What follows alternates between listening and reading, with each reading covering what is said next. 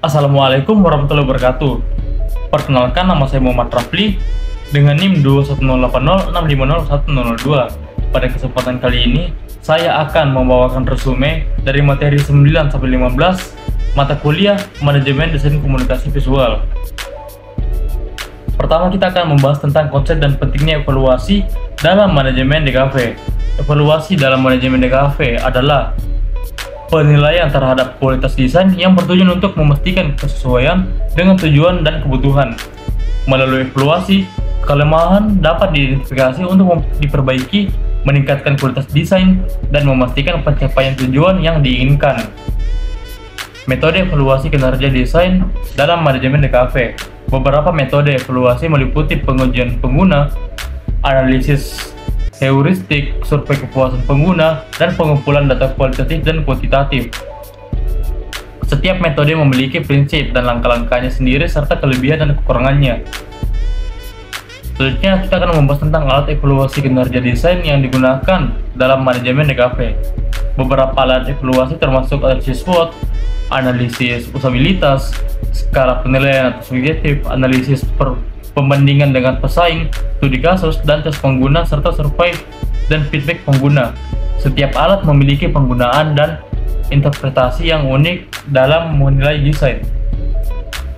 Selanjutnya adalah dampak penggunaan alat evaluasi dalam manajemen DKV.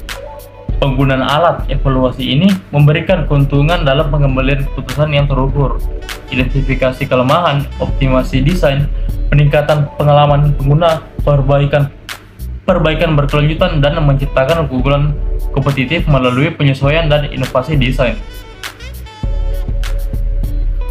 Selanjutnya, kita akan membahas tentang manajemen anggaran dalam DKV.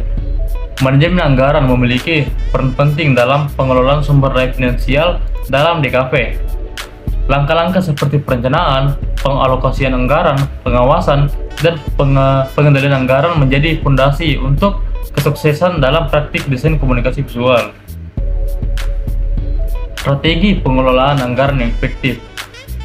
Dalam proyek DKV, strategi efektif dalam pengelolaan anggaran melibatkan perencanaan rinci, pemantauan reguler, alokasi dana berdasarkan prioritas, serta penelusuran alternatif yang efisien untuk menghemat biaya. Pembahasan selanjutnya adalah pentingnya komunikasi efektif dengan klien dalam DKV. Komunikasi efektif antar desainer dan klien memainkan peran krusial dalam DKV.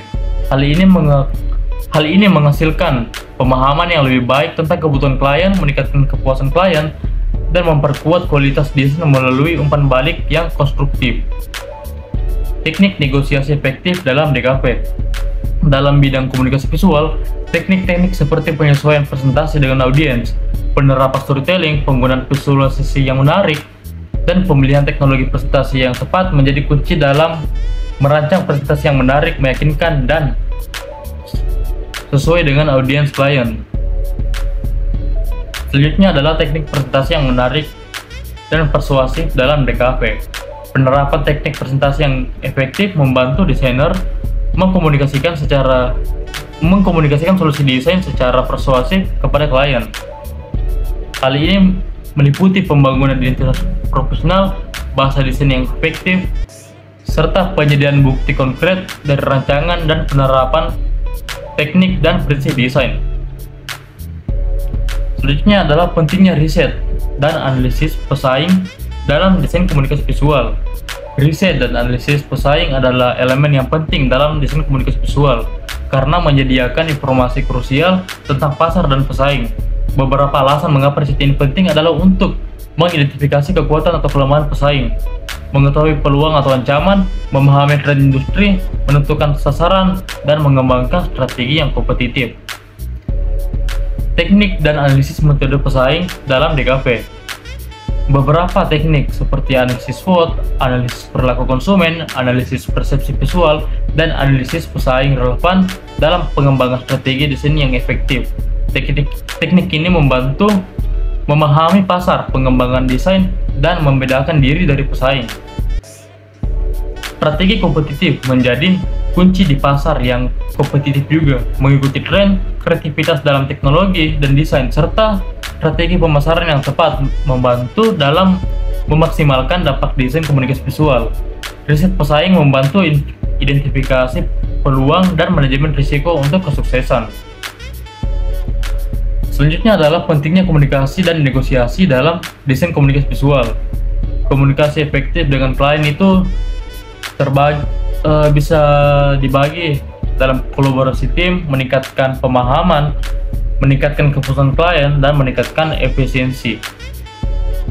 Beberapa teknik negosiasi yang efektif yaitu menggali informasi yang penting, membuat rencana yang matang, menggunakan komunikasi visual, mendengarkan aktif, serta identifikasi kepentingan bersama. Strategi presentasi yang efektif diantaranya itu penyajian klien dan tujuan, cerita perjalanan atau storytelling, visualisasi, brand comparison, realisasi nilai bisnis, demonstrasi interaktif, pertanyaan dan diskusi, kepedulian dan fleksibilitas, dukungan visual dan audio, serta poin utama yang jelas. Selanjutnya adalah manajemen risiko dalam desain komunikasi visual. Konsep dasar manajemen risiko. Manajemen risiko dalam DKV adalah pendekatan yang memungkinkan identifikasi, evaluasi, dan mitigasi potensi risiko dalam proyek desain. Ini termasuk dalam pengelolaan risiko terkait dengan pesan yang ingin disampaikan.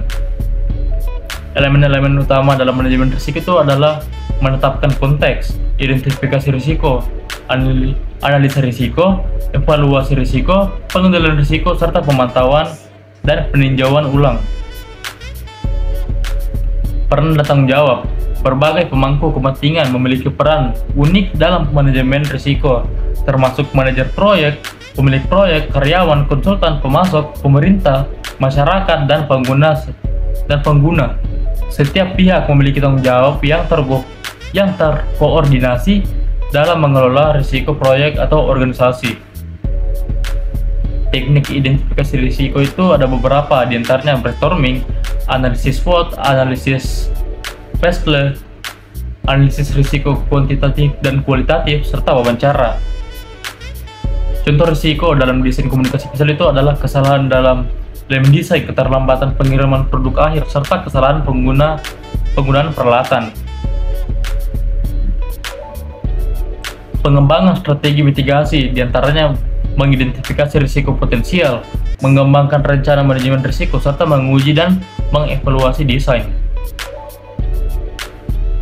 Selanjutnya adalah pengembangan terbaru dalam industri desain komunikasi visual. Pengenalan, pendidikan, dan pelatihan DKV telah mengalami perkembangan signifikan dalam beberapa aspek, diantaranya pengenalan DKV untuk pelajar SMA, pengenalan DKV pada industri kreatif pasca pandemi, pelatihan animasi untuk industri kecil menengah, serta pelatihan sablon bagi mahasiswa DKV. Tren inovasi terkini dalam DKV. Beberapa diantaranya seperti animasi dalam media kesehatan, inovasi dalam pendidikan, teknologi yang terbaru dan kreativitas, dan lain-lain. Implikasi terhadap industri terbagi tiga, yaitu peluang baru, tantangan, dan adaptasi. Studi kasus, contoh nyatanya itu bisa dilihat dari penerapan ISO di SMK Sakti Gelombong, perencanaan buku, proses cetak untuk mahasiswa DKV, serta pelatihan desain untuk UKM di Bali. Selanjutnya adalah pengalaman dan pembelajaran dalam mata kuliah desain komunikasi visual. Pengembangan ini terbagi 10 poin, diantaranya pengembangan keterampilan manajemen, konsep design thinking, peningkatan pengetahuan, keterampilan praktis yang dikembangkan, pengalaman kolaboratif tim, manajemen waktu dan kebiasaan belajar, pengalaman praktik, menghadapi tantangan, metode pengajaran yang efektif, serta langkah-langkah untuk meningkatkan diri. Saya kira itu tadi resume saya dari materi 9 sampai 15 mata kuliah manajemen desain komunikasi visual. Sekian dari saya, wassalamualaikum warahmatullahi wabarakatuh.